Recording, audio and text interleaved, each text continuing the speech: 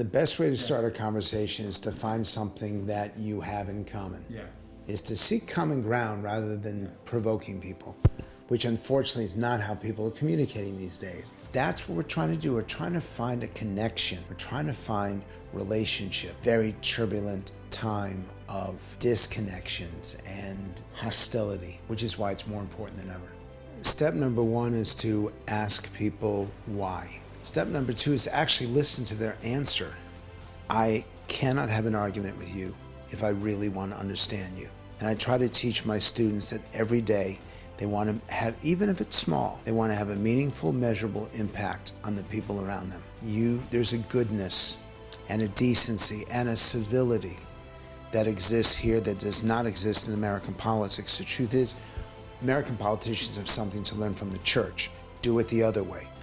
Offer your expertise at resolving conflict. Offer your expertise at teaching ethics and morals and values. We have a lot more to learn from you than you do from us.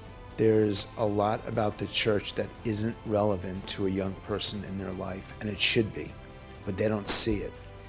And that, to me, is the greatest strategic challenge that the church faces, to demonstrate relevance, impact, and honesty to a generation that doesn't see it, doesn't believe it, and doesn't really connect to it. I don't know if you can achieve this. I know you have to. I know it's essential to your growth. It's essential to achieving this civility and decency and morality that is so important here and across the globe. So I'm not minimizing it. In fact, I want to maximize, I want to emphasize that importance in having a meaningful, measurable impact on the world.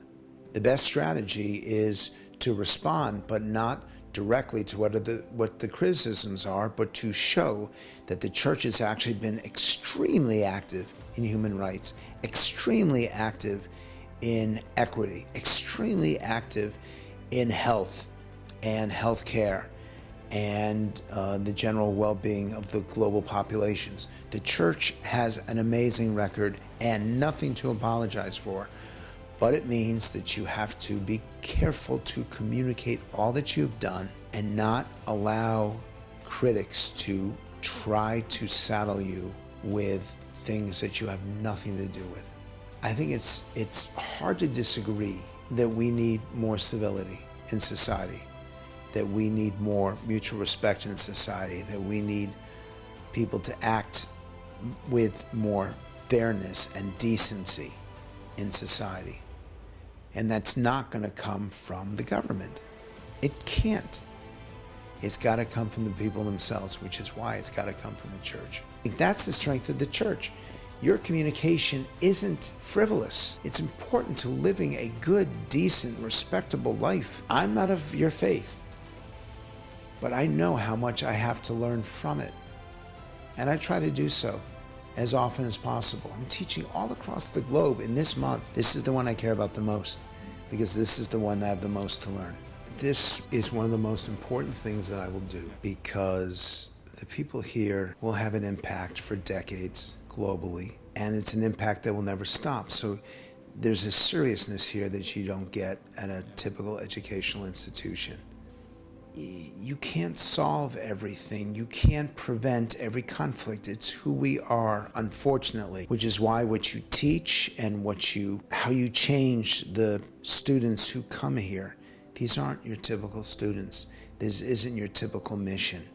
This is a very unique place of learning. Cherish it, celebrate it, and ensure that it has a legacy for decades and centuries to come. What's my favorite food?